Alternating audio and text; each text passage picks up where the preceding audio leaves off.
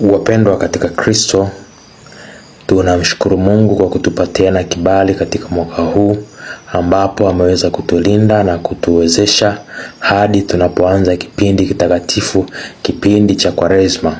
Na hivi sisi kama familia ya Mungu tumepata wasaa huu kutafakari. Tunazo siku 7 za kutafakari juu ya kipindi hiki cha Kwaresma. Tutafakari kwa undani, na hivi semina hii italenga hasa kujifunza juu ya Kwaresma, kuhusu yale ambayo tunapaswa kuyatenda katika kipindi cha Kwaresma, kuhusu yale ambayo tunapaswa kuyatenda tuweze kukua kiroho, tuweze kupiga hatua katika maisha yetu ya ndani, tuweze kupiga hatua katika maisha yetu ya kiroho.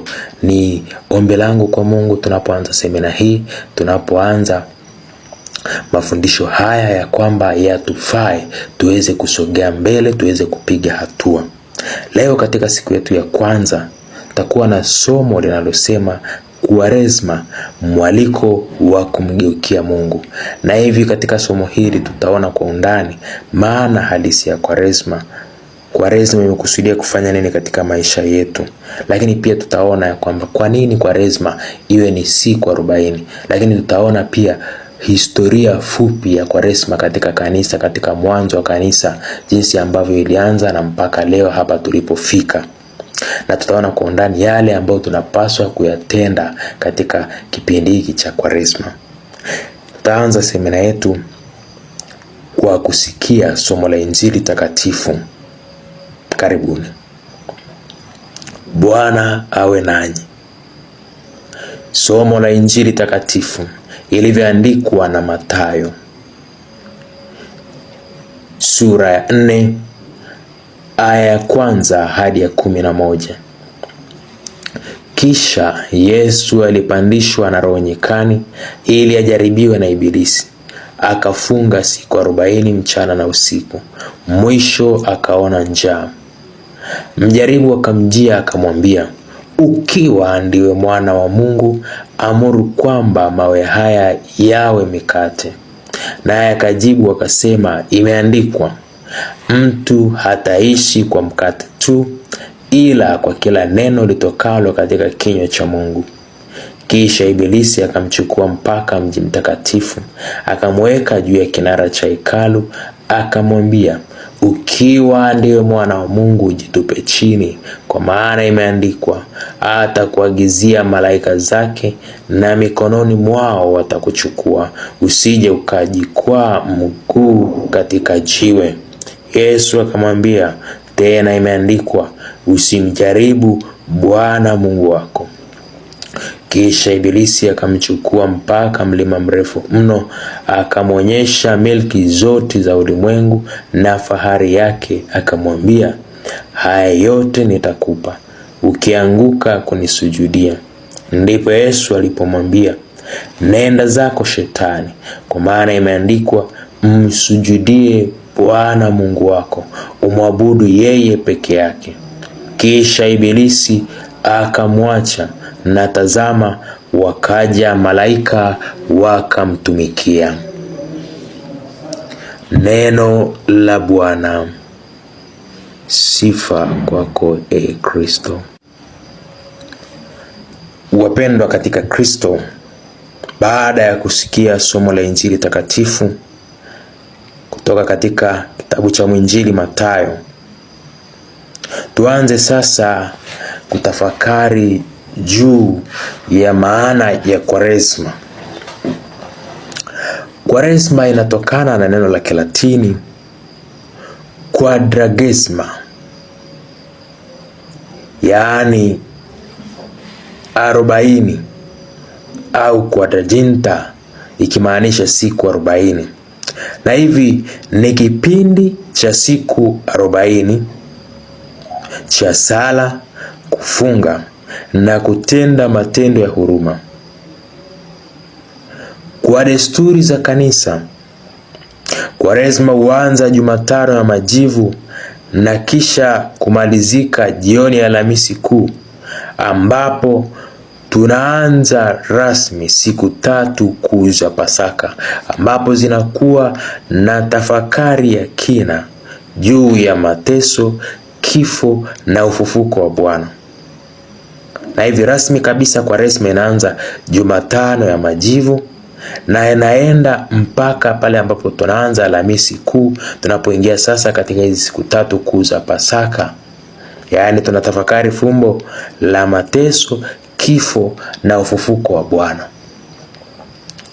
Ndugu zangu katika Kristo, tunapoanza kuangalia kwanza hii siku ya Jumatano ya Majivu katika historia, kwa nini iitwe Jumatano ya Majivu?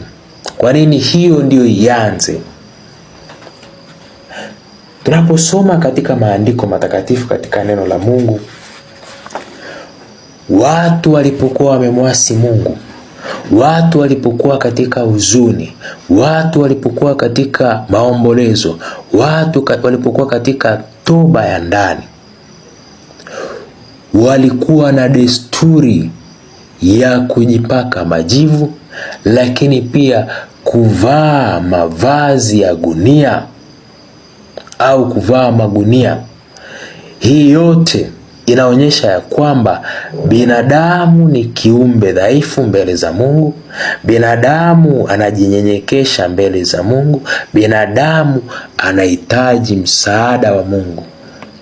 Na hivi katika maandiko matakatifu tunasoma sehemu mbalimbali ya kwamba mwanadamu alipokuwa katika ishara ya kunyenyekea katika tendo la toba, walitumia ishara hizo mbili, majivu pamoja na kurarua mavazi yao na kuvaa mavazi ya magunia.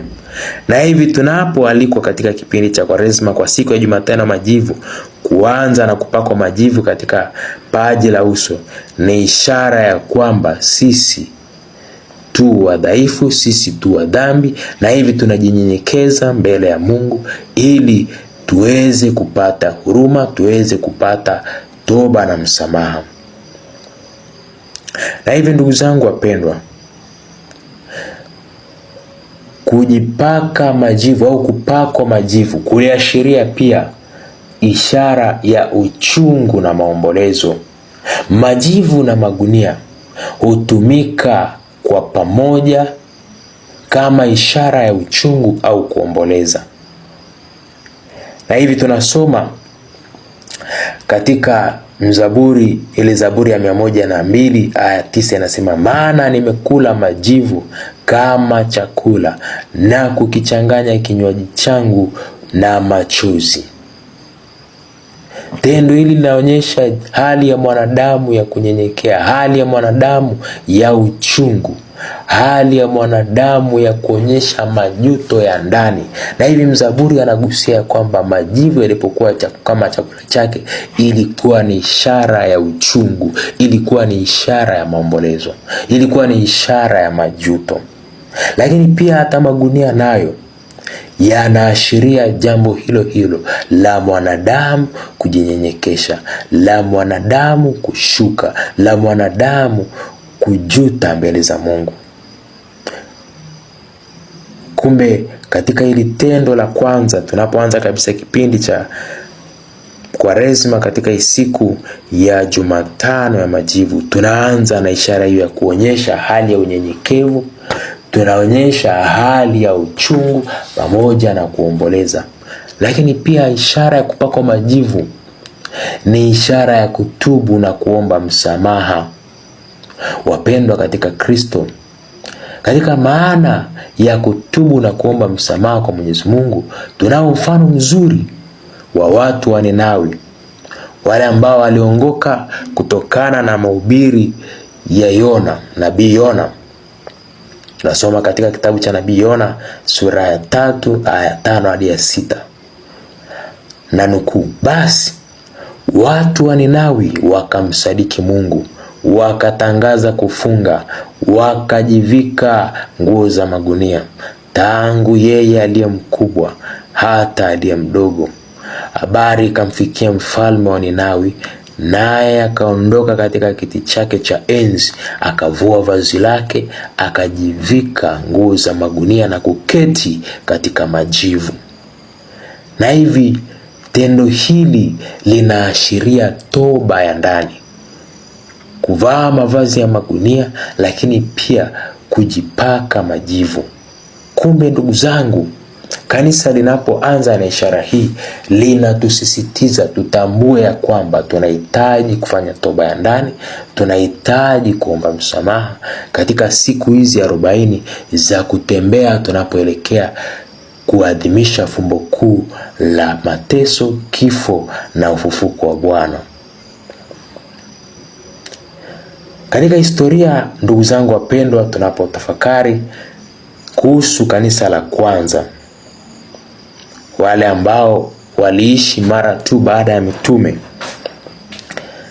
nao pia walikuwa na ishara hii ya majivu, lakini pia na magunia. Na hivi ishara hizi pia zimetumika kama ishara za kutubu na kuomba kwa dhati msamaha wa Mungu. Na hivi waamini wale ambao walijiona kwamba wameanguka katika dhambi kubwa, waliokuwa wametenda dhambi kubwa kama vile mauaji, kukana imani, matendo maovu kama vile uzinzi na uasherati, walifanya malipizi katika kipindi hiki cha mwanzo kabisa cha Kwaresma. Na ishara ambayo waliitumia ni hii ya kupakwa majivu na walivaa magunia. Na hivyo walitolewa kanisani na kutengwa kwa kipindi chote cha Kwaresma. Lakini hatimaye tena basi walikuja kupokelewa na kurejeshwa, ikiwa ni ishara ya kwamba wamesamehewa mara baada ya kipindi cha Kwaresma, majuto yao na toba yao imepokelewa, na hatimaye sasa wakaingia rasmi katika ushirika na waamini wengine. Ndugu zangu wapendwa, hiyo yote inadokeza jinsi ambavyo tendo hili la toba katika siku ya Jumatano ya Majivu linaanza kwa kuonyesha unyenyekevu wa mwanadamu, uchungu kwa ajili ya makosa yake, lakini pia kutubu na kuomba msamaha. Pendwa katika Kristo, Kwaresma kwa yenyewe ni kipindi cha maandalizi ya kusherekea ufufuko wa Bwana. Ni kipindi cha maandalizi katika kuadhimisha Pasaka, yaani fumbo la mateso, kifo na ufufuko wa Bwana. Tunaweza kujiuliza, kwa nini sasa Kwaresma iwe ni mfungo wa siku 40? Pendwa katika Kristo, katika Biblia takatifu namba 40 imetumika mara nyingi sana, tangu Agano la Kale na hata katika Agano Jipya. Tunaweza tukajiuliza kuna siri gani hasa katika hii namba 40? Tunasoma kwa mfano katika kipindi cha gharika ya Nuhu, Injili kitabu cha Mwanzo sura ya 7 aya 12. Tunaona kwamba mvua ilinyesha siku 40 mchana na usiku. Zimetajwa hapa siku 40 za kunyesha kwa mvua ambayo ilisababisha gharika kwa siku zote hizo. Kitabu cha Mwanzo sura ya 7 aya 12. Ishara hii hasa ilikuwa inaashiria nini? Ilikuwa ni tendo la utakaso. Mungu alitaka kutakasa kizazi kile kwa kunyesha gharika hii, kwa kunyesha mvua hii ambayo iliondosha wale wote ambao Mungu alikuwa ametaka kuwaondoa, abaki na kile kizazi ambacho alikitaka yeye. Ilikuwa ni ishara ya utakaso. Lakini pia tunasoma ya kwamba Musa alienda mlima Sinai kwa siku 40. Kitabu cha Kutoka sura 24 aya 18. Na hivi katika siku zote hizi 40, Biblia inasema kwamba alifunga kula na kunywa ili kukutana na Mungu. Alifunga siku zote 40 ili kukutana na Mungu, kupokea sheria, lakini pia kufanya maandalizi ya agano. Kwa hiyo kwa habari ya Musa, kwa siku zote hizi 40 katika mlima Sinai, alifunga ili tu kwamba akutane na Mungu, lakini aweze kupokea sheria, lakini pia yalikuwa ni maandalizi ya agano. Mungu alikuwa amekusudia kufanya agano na watu wake. Na hivi katika maandalizi hayo ya kufanya agano na watu wake, Musa mtumishi wa Mungu akaingia mlimani katika kufunga na kuomba kwa siku hizo zote 40. Lakini pia tunasoma katika neno la Mungu kwa habari ya Waisraeli ya kwamba Waisraeli walisafiri jangwani kwa miaka 40. Nasoma katika kitabu cha Hesabu sura ya 14 aya 33 hadi ya 34. Na hivi katika miaka yote 40, nasoma tena hii namba 40 imetokea hapa, miaka 40. Hawa Waisraeli walipitishwa katika shule ya imani waweze kumwamini Mungu, waweze kumtambua Mungu, waweze kujua Mungu ambaye wanamtumikia. Lakini pia walikuwa wanaandaliwa, zilikuwa ni siku za maandalizi kwa hawa wana wa Israeli ili waweze kuingia katika nchi ya ahadi. Miaka hiyo 40 Mungu alikuwa akiwaandaa, alikuwa akiwapitisha. Ni ukweli kwamba katika jiografia kutoka Misri mpaka kuelekea nchi ya ahadi, unapoangalia katika jiografia, haikuwa na umbali kiasi hicho kwamba wasafiri miaka yote hii 40. Lakini kusudi la Mungu lilikuwa ni kwa ajili ya kuandaa waweze kuingia nchi hiyo ya ahadi. Na hivyo kuna mambo mengi hapa katikati ambayo aliyapitia wana Israeli kama maandalizi. Lakini pia tunasoma kwa habari za Elia ya kwamba alisafiri siku 40 kwenda Horebu katika mlima wa Mungu. 40 tena inatokea katika tukio hili. Na hivi tunapokuja sasa katika Agano Jipya, Yesu mwenyewe anakuwa ni mfano kabisa wa kuonyesha tukio ambalo lahusisha siku 40. Tunasoma kama ndivyo tangulia kusema katika Injili niliyoanza kusoma mwanzoni kabisa, Injili ya Mathayo sura ya 4 aya kwanza hadi ya 11, kwamba Yesu alifunga siku 40 jangwani. Na hivi katika siku hizi 40 ambazo alizifunga, ilikuwa ni maandalizi kwa ajili ya kuingia rasmi katika kuanza huduma yake, rasmi katika kuanza utumishi hapa ulimwenguni. Na hivi alifunga kwa siku hizo 40 jangwani, na huko alikutana na majaribu, alijaribiwa na Ibilisi. Yote haya yalikuwa ni maandalizi tu ya kazi yake. Kumbe ndugu zangu wapendwa, katika siku 40 tunaposoma kwenye maandiko matakatifu, neno 40 au namba 40 ni kipindi cha utakaso, lakini pia ni kipindi cha maandalizi, lakini pia ni kipindi cha mabadiliko ya kiroho. Kumbe siku 40 za Kwaresma ni siku za kujitakasa, ni siku za kufanya toba, ni siku za kujiandaa. Kwamba 40 inaashiria, namba 40 ni kipindi cha maandalizi, kujiandaa kiroho kwa ajili ya Pasaka. Lakini pia ni kipindi cha mapambano dhidi ya shetani. Soma katika Katekisimu ya Kanisa Katoliki namba 540. Lakini pia hizi siku 40 zote kanisa limeweka mahususi ziwe kama kipindi cha kupambana na udhaifu wetu. Mimi mwenyewe ndani yangu ninapoingia kipindi hiki cha Kwaresma siku 40, ninapewa nafasi ya kuanza kujijenga, ya kuanza kupambana na hali ya udhaifu wangu, hali ya unyonge wangu, niweze kupata nguvu za kutembea tena katika maisha ya kiroho, nguvu za kutembea tena katika maisha ya kiimani.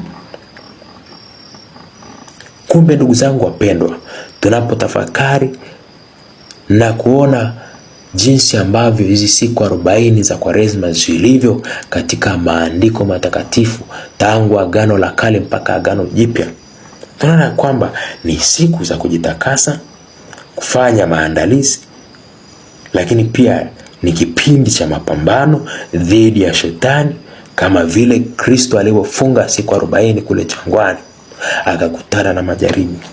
Lakini pia ni kipindi cha kupambana na udhaifu wetu, mimi mwenyewe niweze kujiimarisha. Wapendwa katika Kristo, kipindi cha Kwaresma tunaalikwa kumtafuta Mungu. Ni kipindi cha kumtafuta Mungu. Na hivi kanisa limeweka mbele yetu mambo makuu matatu ambayo tunaweza kuyatumia katika kumtafuta Mungu au katika kumgeukia Mungu. Tuna mambo makubwa matatu. Jambo la kwanza, kusali na kutafakari neno la Mungu. Jambo la pili, kufunga na kujitawala. Na jambo la tatu ni kutenda matendo ya huruma. Jambo la kwanza kabisa ambalo tunasisitizwa katika kipindi hiki cha Kwaresma ni kusali na kutafakari neno la Mungu. Jambo la pili, kufunga na kujitawala. Lakini jambo la tatu, kutenda matendo ya huruma au matendo mema. Wapendwa katika Kristo, kipindi cha Kwaresma ni kipindi cha mapambano ya kiroho. Na hivi katika mapambano haya ya kiroho, silaha kubwa ya Mkristo katika mapambano ya kiroho ni sala pamoja na neno la Mungu. Kwa nini? Kwa sababu sala ni njia ya kuwa karibu na Mungu, ni kuisikia sauti yake na kuongeza uhusiano wetu na Mungu. Tunaposisitizwa kwa habari ya kusali, ni kwamba sala inakuwa ni njia ya kuwa karibu zaidi na Mungu. Katika sala tunaweza kuisikia sauti ya Mungu na kuongeza uhusiano wetu na Mungu. Tumsikie Mungu anaposema na sisi. Kipindi hiki cha Kwaresma kinatualika kujenga muda wa kutosha zaidi katika kumsikiliza Mungu. Anasema nini juu ya maisha yangu? Mungu anasema nini kwa habari ya familia yangu? Mungu anasema nini kwa habari ya kazi yangu? Anataka niishi namna gani? Anataka nienende kwa namna gani? Na hivi njia pekee ya kuwasiliana na Mungu ni katika sala. Tunasoma katika waraka wa Mtume Paulo kwa Efeso sura ya 6 aya ya 10 hadi ya 18. Mtume Paulo anaongea vizuri sana katika habari hii ya sala na neno la Mungu. Anasema, hatimaye mzidi kuwa hodari katika Bwana. Waraka kwa Efeso sura ya 6 aya ya 10 hadi ya 18. Paulo anasisitiza, vaeni silaha zote za Mungu mpate kuzipinga hila za shetani. Kwa nini? Kwa sababu anaendelea kusema, kushindana kwetu si juu ya damu na nyama. Kwa sababu kushindana kwetu si juu ya damu na nyama. Na hivi sasa kipindi cha Kwaresma ni kipindi cha mapambano ya kiroho. Ni kipindi cha kujiangalia kiroho. Na hivi silaha ambazo zinawekwa mbele yetu, ndugu zangu wapendwa katika Kristo Bwana, ni silaha hizi: sala na neno la Mungu. Na Paulo sasa ndo anatueleza vizuri ya kwamba namna gani haswa tunapaswa kuzitumia silaha hizi. Anatuambia, vaeni silaha zote za Mungu mpate kuzipinga hila za shetani. Hatuhitaji kuwa lele mama, hatuhitaji kuenenda tu taratibu. Hapana, tunahitaji nguvu ya ndani katika sala, tunahitaji nguvu ya ndani katika maombi, muda wa kutosha.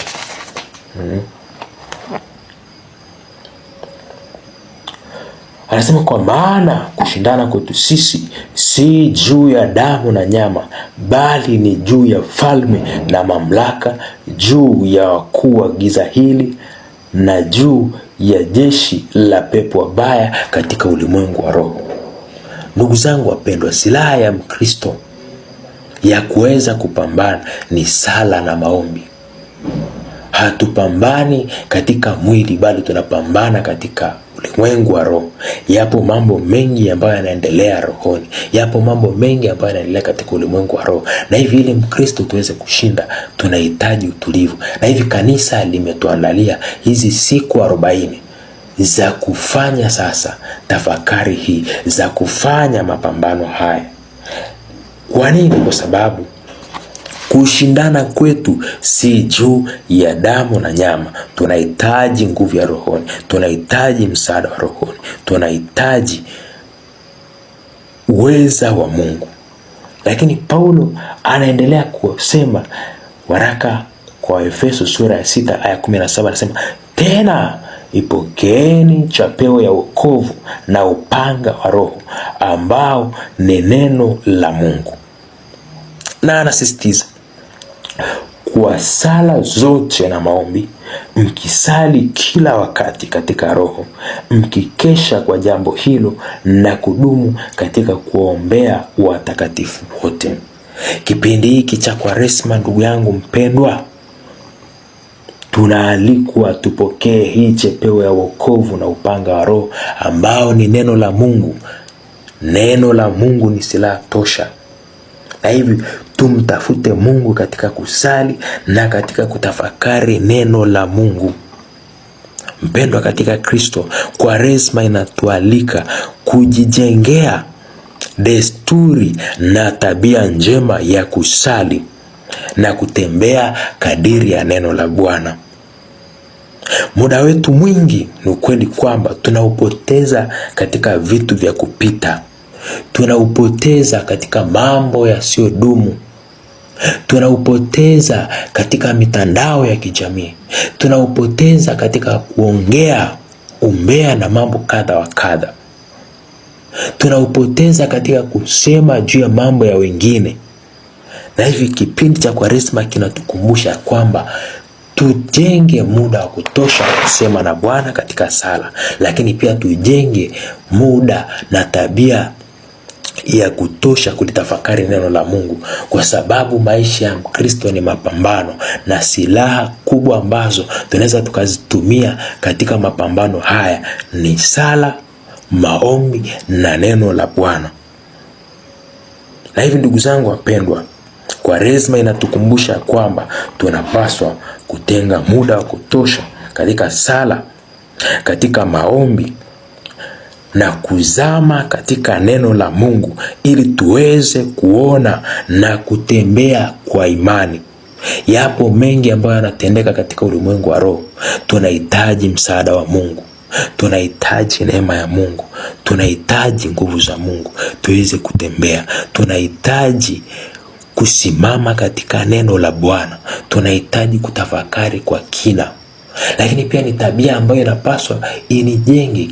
Siku 40 hizi zinijengee ndani yangu kulipenda neno la Mungu. Zinijengee ndani yangu roho ya kupenda kusali. Wapo wengi ambao wanahitaji msaada wa sala zangu. Wapo wengi ambao wanahitaji msaada wa sala zako kaka, baba, mama.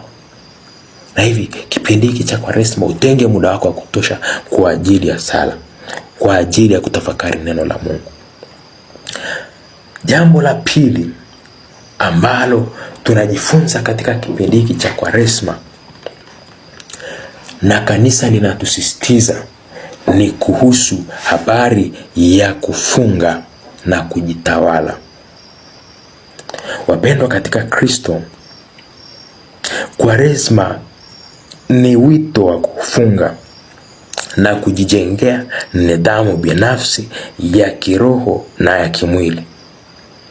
Ni ukweli kwamba maelekeo ya mwili mara nyingi sana hupelekea kushindwa kujitawala.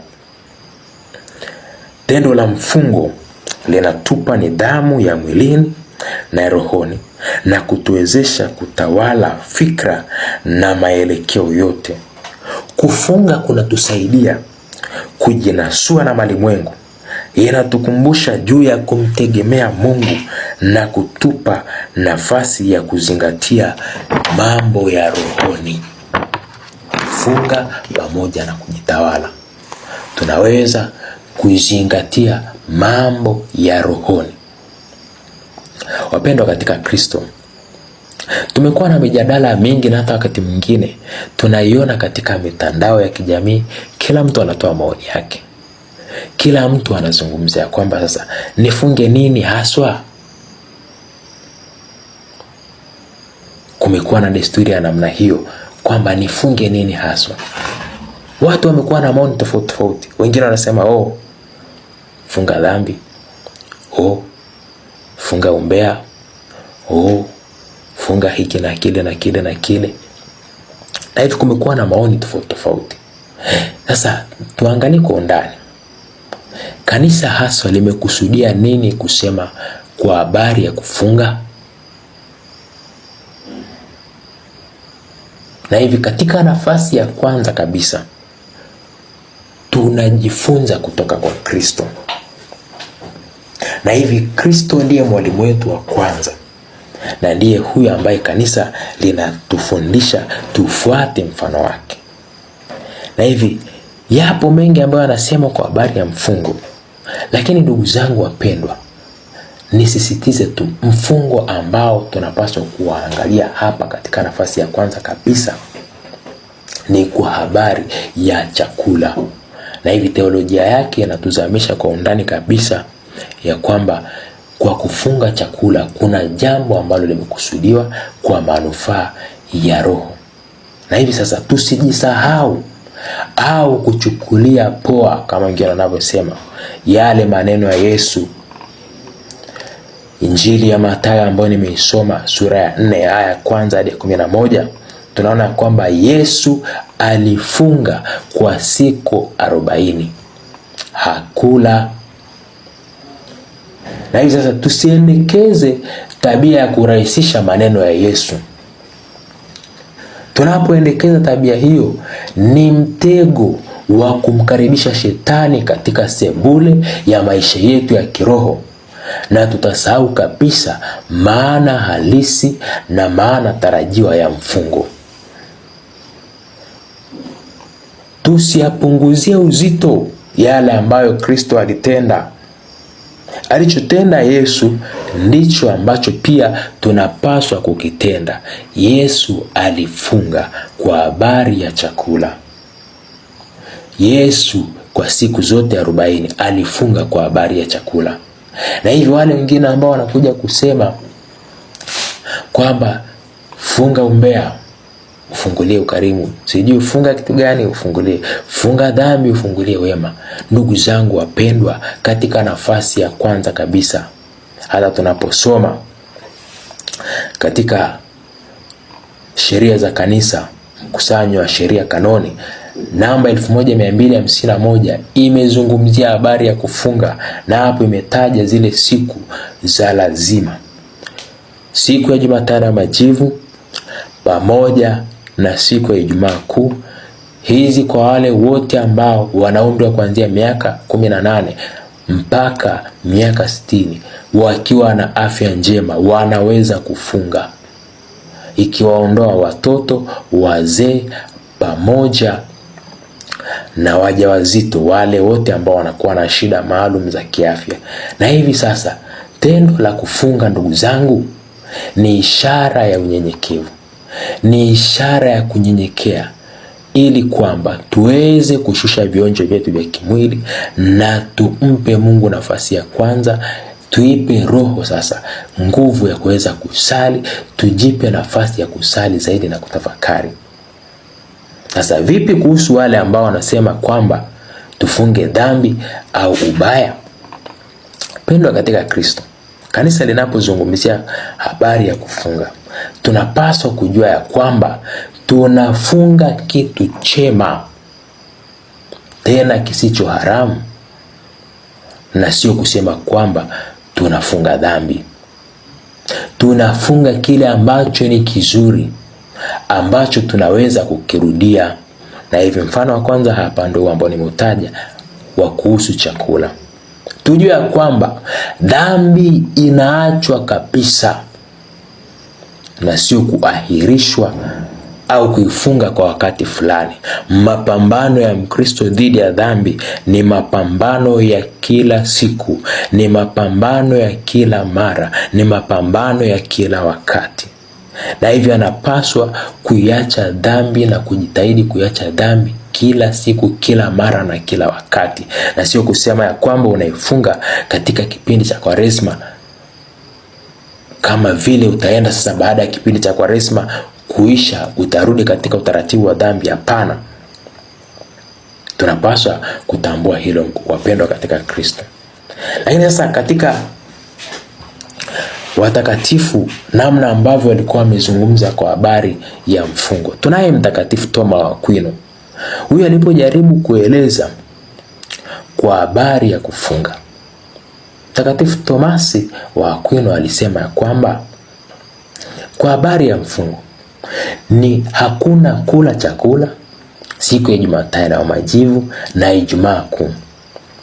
Akaongeza zaidi akasema hakuna kula chakula hadi saa 9 mchana kwa siku zote 40. Manake mlo wa Mkristo ambaye anafunga walau uwe kuanzia hapo saa 9. Ndio anaweza akafungua, ama ni kwa kwanza na chakula chepesi basi, lakini tangu asubuhi akawa amedumu katika mfungo. Akaendelea na kusema hakuna kula nyama au mayai au maziwa kwa siku zote 40. Na hivi sasa anamaanisha nini? Ya kwamba kwa tamaduni nyingi vyakula hivi tunavisema ni vile vyakula vya kifahari. Vinaonekana kama vyakula vinavyopendwa sana, vyakula vya heshima. Na hivi kwa sababu huyo Mkristo sasa ameingia katika toba, anapaswa kuviweka pembeni vyakula hivyo kama nyama, mayai, maziwa. Lakini inaenda zaidi na utamaduni wa mahali. Kile chakula ambacho kinaonekana ni cha heshima au cha fahari, basi Mkristo huyu anaalikwa ukifunga. Na hivi sasa kwa kuongezea katika kufunga hicho kwa hizo siku zote, kile ambacho au bajeti ile ambayo alikuwa itumie katika siku hizo, aende sasa akawasaidie wale ambao ni wahitaji. Na hivi ndugu zangu, tumepata picha halisi ya mfungo, kwamba tunapaswa kufunga nini. Kanisa linatuelekeza moja kwa moja kufunga chakula kama Kristo alichokifanya. Na hivi lengo lake kabisa ni kutiisha vionjo vyetu vya kimwili na kujipa nguvu rohoni, ili tuweze kunyenyekea na kumtafuta Mungu, kwa sababu kwa tendo hilo tunajijengea uwezo wa kumtegemea Mungu, tunajijengea uwezo wa kumtafuta Mungu zaidi. Lakini pia jambo jingine ambalo linaendana kwa karibu zaidi na kufunga ni kujitawala. Pendwa katika Kristo, yapo mambo ambayo tunapaswa kuyaacha katika kipindi hiki cha Kwaresma. Kuachana na anasa pamoja na tabia mbaya. Kuna mambo ambayo katika mwili tunaweza kweli kuyashangilia, lakini katika kipindi hiki cha Kwaresma ni mwaliko wa kuyaacha. Zipo tabia mbaya ambazo zimestawi ndani yetu, ni mwaliko wa kuziacha. Vilema ambayo imekuwa, ni mwaliko wa kuviacha.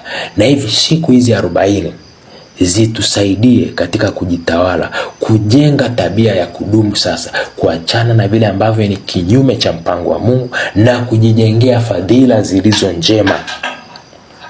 Kama nilikuwa na tabia ya uchonganishi, kusengenya wengine, kuwasema wengine vibaya, kueneza chuki, kutunza vinyongo na kadhalika, kipindi hiki cha mfungo kinisaidie kuweza kujitawala, ninyenyekee katika mwili kiasi kwamba ninaweza nikajidhibiti na kujijengea tunu au fadhila njema za kukua katika maisha ya Kikristo.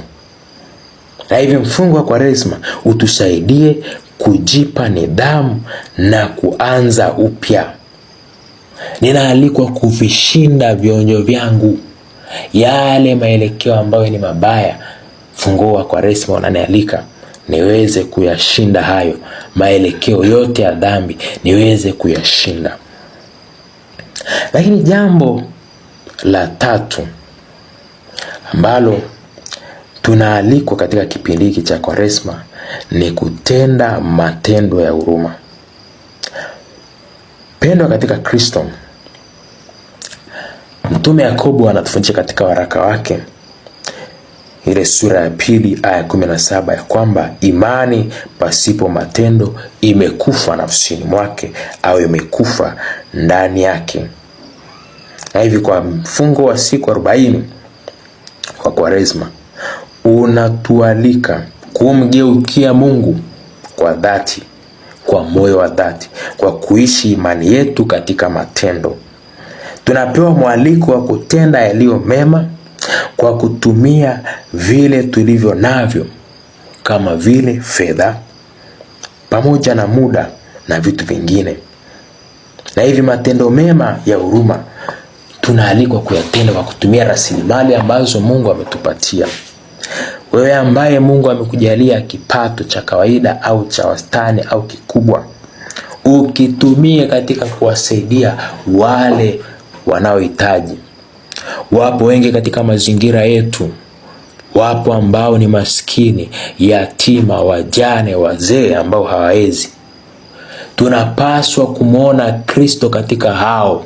Tunapoishi imani yetu, tumuone Yesu katika hao, tumuone Mungu anayeteseka katika hao, tuione sura ya Mungu ndani yao, na hivi tutumie vile ambavyo Mungu ametubariki katika hivyo kuwasaidia hao, kuwaonyesha na kuwaonjesha ile furaha ya kimungu. Lakini pia ndugu zangu, tunaalikwa kutumia muda wetu kuwapa muda wale ambao wanatuhitaji. Wapo wengi sana ambao wapo katika upweke. Wapo wengi wapo katika msongo. Wapo wengi ambao wanajisikia kutengwa. Hawana mtu wa kumsikiliza. Hawana mtu wa kumweleza. Hawa wote wanahitaji muda wetu, sadaka yetu ya muda. Kusema nao, kuwafariji, kuwatia moyo wale wanaojihisi wako chini.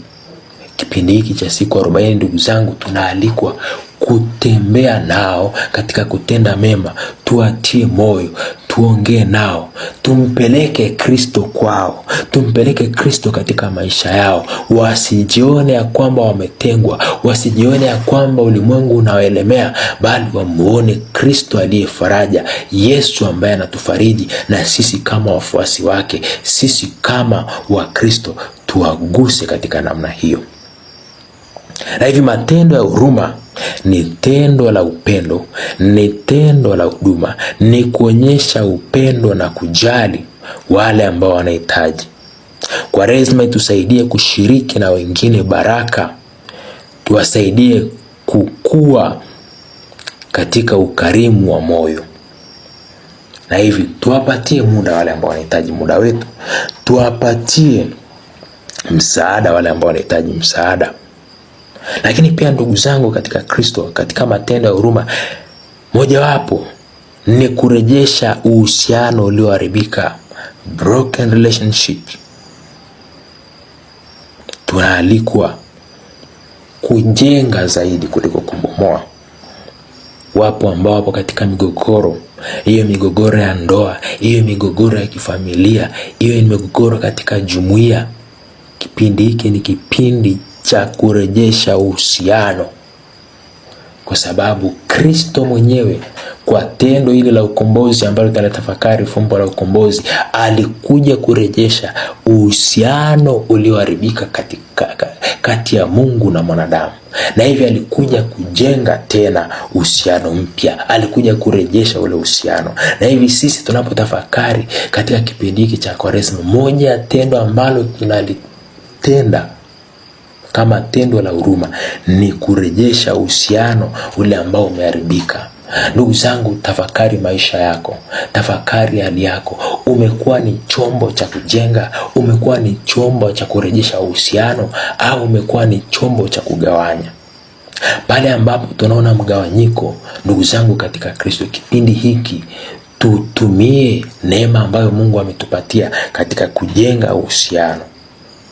Na hivi kwa kufanya hivyo ni kumpeleka Mungu katika maisha ya wengine, ni kumuona Mungu katika maisha wale wanaoteseka, ni kuona Kristo katika nafsi za wanyonge. Safari hii itusaidie kuwa na badiliko la kweli. Safari hii itusaidie kuwa na badiliko la ndani.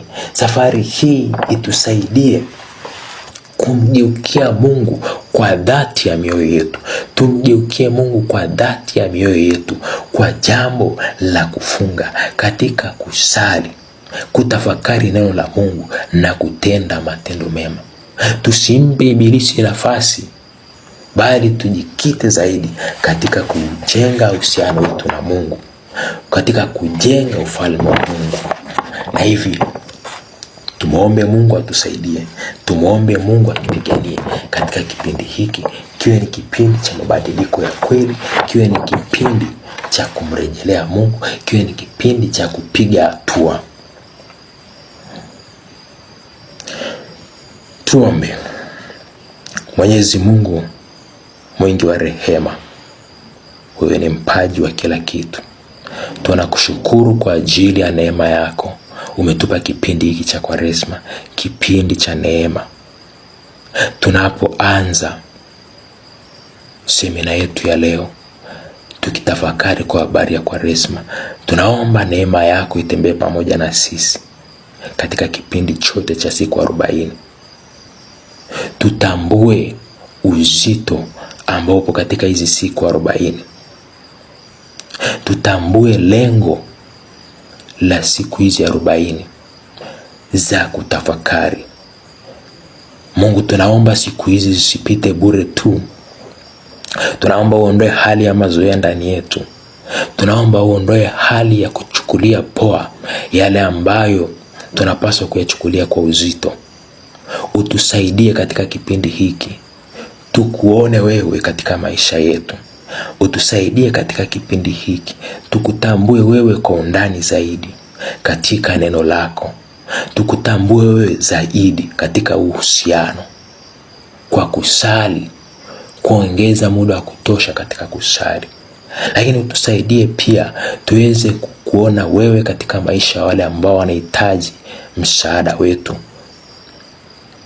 kwa wale ambao wanakuhitaji, wanaohitaji sala zetu, wanaohitaji muda wetu, wanaohitaji baraka na mali ambazo umetupatia.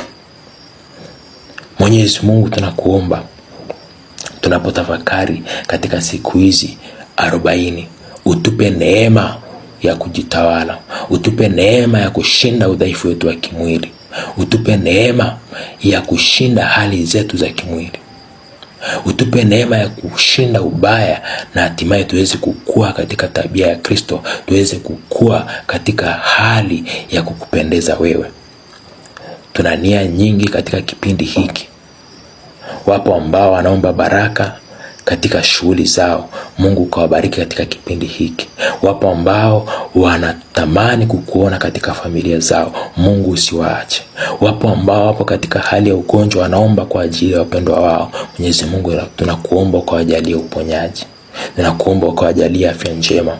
Wapo ambao wanatamani kukua kiroho. Mwenyezi Mungu, tunakuomba ukawasaidia na wenyewe waweze kukutana nawe, waweze kukuhisi, waweze kukusikia wewe katika neno lako. Wabariki wote ambao wameanza semina hii, utembee pamoja na sisi hata tutakapohitimisha. Bwana awe nanyi. Awabariki Mungu Mwenyezi, Baba na Mwana na Roho Mtakatifu. Tumsifu Yesu Kristo.